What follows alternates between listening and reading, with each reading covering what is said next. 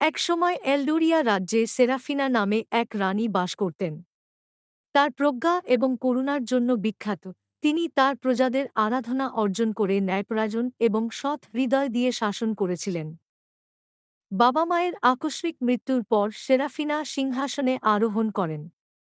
অনুগ্রহের সাথে নেতৃত্ব দেওয়ার জন্য সংকল্পবদ্ধ, তিনি তার লোকেদের চাহিদা বোঝার জন্য নিজেকে উৎসর্গ করেছিলেন।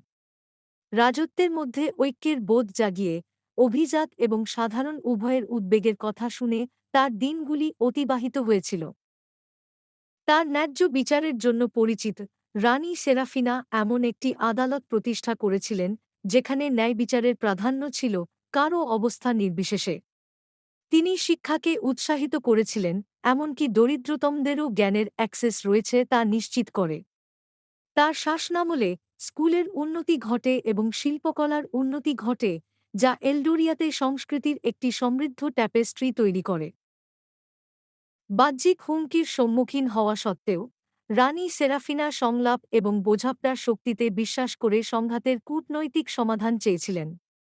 শান্তির প্রতি তার প্রতিশ্রুতি তাকে প্রতিবেশী রাজ্যের সম্মান অর্জন করেছে, এলডোরিয়াকে স্থিতিশীলতার আলোকবর্তিকাতে রূপান্তরিত করেছে। প্রতিকূল সময়ে সেরাফিনা অটল সাহস এবং স্থিতিস্থাপকতা প্রদর্শন করেছিল।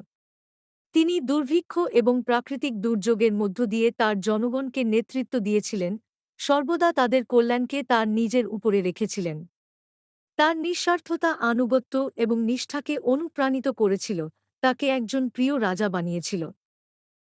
বছর অতিবাহিত হওয়ার সাথে সাথে রানী সেরাফিনার উত্তরাধিকার টিকে আছে, প্রজন্মের হৃদয়ে খোদাই করা হয়েছে।